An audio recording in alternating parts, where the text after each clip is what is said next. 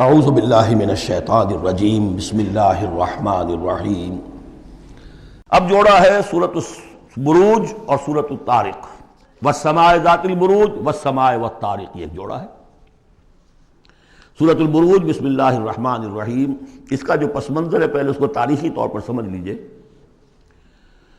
ہمیر کے بادشاہ جو ہوتے تھے یمن میں، وہ بہت عرصے تک تو وہ عیسائی رہے، لیکن یہ کہ ایک زمانہ درمیان میں ایسا آیا کہ یہودیوں کا ایک بادشاہ جو ہے وہاں پر اس نے اقتدار پکڑا، ذو نواس، اور اس کی حکومت قائم ہو گئی۔ اس نے پھر عیسائیوں کو پرسیکیوٹ کیا، کیونکہ ان کے درمیان دشمنی تو چل رہی تھی۔ جو عیسائی تھے وہ حضرت مسیح علیہ السلام کو، جو ان میں سے اچھے تھے وہ سمجھتے تھے کہ وہ اللہ کے رسول ہیں، جو ان میں سے ذرا یوں سمجھیے کہ غلو کے اندر مبتلا ہو گئے تھے، انہوں نے خدا کا بیٹا مان لیا۔ یہودی کہتے تھے وہ مرتد ہے، جادوگر ہے، کافر تھا۔ تو اب ان کے درمیان صلح کیسے ہو سکتی تھی؟ یہ تو کمال ہے یہودیوں کی ذہانت اور فطانت کا کہ اس وقت انہوں نے پورے کرسچن ورلڈ کو اپنی مٹھی میں لے لیا۔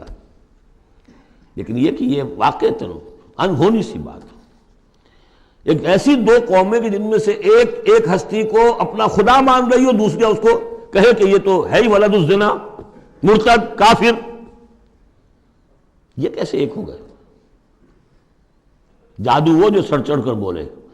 اب اس پر میں نے تفصیل سے تقریریں کی ہوئی ہیں، کتنی محنتیں انہوں نے کی ہیں، کتنی لمبی لمبی پلاننگز کی ہیں، کس طریقے سے کہ پروٹیسٹنٹ مذہب کے ذریعے سے جو انہوں نے یورپ کی حکومتیں تھیں ان میں اپنے لیے براعت حاصل کی، سود حرام تھا، سود کی اجازت لی، پھر جکڑ لیا انہیں اپنے سودی قرضوں کے اندر، پورے یورپ کے اوپر ان کا تسلط ہو گیا۔ یہ سارے کام انہوں نے کیے بڑی مسلسل محنت سے۔ پھر ایلڈرز آف دی زوائن، انہوں نے بیٹھ کر، بڑے بڑے کون تھے وہ ایلڈرز آف دی زوائن؟ سب کے سب جو ہے بینکرز تھے، بڑے بڑے راک چائلڈز اور یہ اور وہ، اور ان سب نے بیٹھ کے پلان بنایا۔ 1897 میں جو پلان بنایا ہے، 20 سال کے اندر اندر اس کا پہلا نتیجہ حاصل کر لیا، بالفور ڈیکلریشن لے لیا برطانیہ سے کہ یہودیوں کو حق حاصل ہے کہ فلسطین میں آباد ہوں، جائیں مکان خریدیں، زمینیں خریدیں، جس کے نتیجے میں 31 برس کے بعد اسرائیل کی ریاست قائم ہو گئی 1948 میں۔ 67 میں اس کی ایکسپینشن ہو گئی۔ اب جو ہونا ہے، میں اس وقت اس میں نہیں جانا چاہتا تفصیل میں، ہوا یہ تھا کہ اس وقت پھر بہت سے عیسائیوں کو ذو نواس نے قتل کیا، جیسے ہولوکاسٹ اس وقت ہوا ان کے لیے، اس طریقے سے اس سے کم تر پیمانے پر 20,000 عیسائیوں کو اس نے زندہ جلایا ہے آگ میں۔ اور بڑے یہ واقعہ حضور کی بعثت سے بہت قریب تھا۔ یہ 523 عیسوی میں ہوا ہے واقعہ اصحاب الاخدود کا، اور بالکل یعنی سمجھیے کہ یمن میں ہوا ہے، جو کہ مکے کے جنوب میں ہے۔ وہ ہے یہ اصحاب الاخدود، بڑی بڑی کھائیاں کھود کر اس میں لکڑی کا ایندھن بھر کر آگ جلائی گئی، اور پھر ان کو لے جا کے جو ہے وہاں پر ڈالا گیا۔ والسماء ذات البروج، قسم ہے آسمان کی جو برجوں والا ہے، والیوم الموعود، اور قسم ہے اس دن کی جس کا وعدہ ہے جو آ کر رہے گا، یعنی قیامت کا دن۔ وشاہد ومشہود، اور قسم ہے اس دن کی جو خود آتا ہے، یعنی جمعے کا دن عام طور پر سمجھا گیا ہے، اور بھی ان قسموں کی مختلف تعبیرات ہیں۔ جمعہ جو ہے خود آتا ہے چل کر ہر گاؤں میں، ہر شہر میں۔ وہ مشہود، عرفہ کا دن جو ہے وہاں پہ آپ کو جانا پڑتا ہے، وہ عرفہ یہاں نہیں آئے گا، وہ عرفات تو وہیں ایک جگہ پر ہوگی جہاں پر کہ حاضری دینی ہوگی۔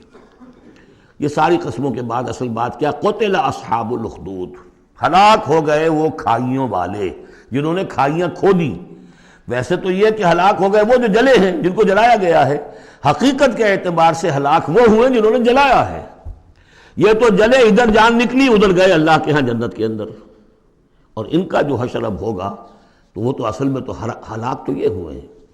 قتل اصحاب الاخدود النار ذات الوقود، وہ آگ جو بڑی ایندھن والی تھی، بڑی ایندھن سے جلائی گئی تھی۔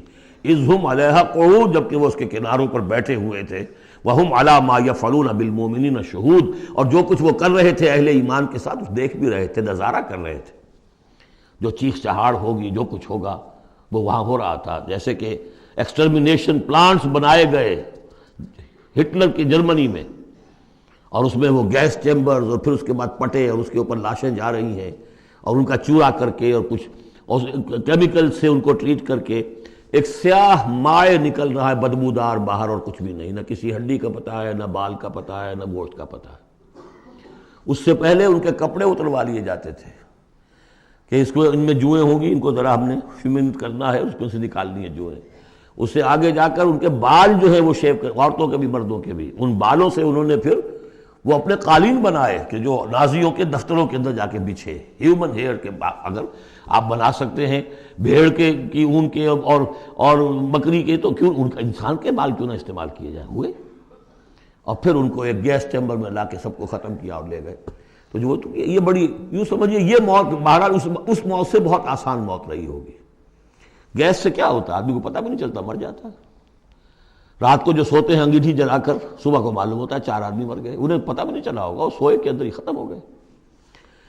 لیکن یہ کہ جو اب ان پر بیتے گی، وَهُمْ عَلَىٰ مَا يَفْعَلُونَ بِالْمُؤْمِنِينَ شَهُودٌ، وہ دیکھ رہے تھے کہ کیا ہو رہا ہے، آگ میں جس کو جلایا جا رہا ہو اس کا تو مسئلہ اور ہے بالکل۔ وَمَا نَقَمُوا مِنْهُمْ، اور نہیں انتقام لے رہے تھے ان سے، إِلَّا سوا مگر اس کا، أَن يُؤْمِنُوا بِاللَّهِ الْعَزِيزِ الْحَمِيدِ، کہ وہ ایمان لے آئے تھے اللہ پر جو زبردست ہے، ستودہ صفات ہے۔ الذی لہ ملک السماوات والارض، وہ کہ جس کے لیے بادشاہی ہے آسمانوں کی اور زمین کی۔ واللہ علی کل شیء شہید، اور اللہ تو ہر چیز پر خود گواہ ہے۔ ان الذین فتنوا المؤمنین والمؤمنات، یقیناً وہ لوگ کہ جنہوں نے اس فتنے میں ڈالا مومن مردوں اور مومن عورتوں کو، ثم لم یتوبوا، پھر توبہ بھی نہیں کہی۔ اگر تو موت سے پہلے توبہ کر لی، ایمان لے آئے تو معاملہ صاف ہو جاتا۔ ثم لم یتوبوا فلہم عذاب جہنم ولہم عذاب الحریق، تو ان کے لیے ہوگا جہنم کا عذاب اور جلا ڈالنے والے عذاب۔ صدق اللہ العظیم۔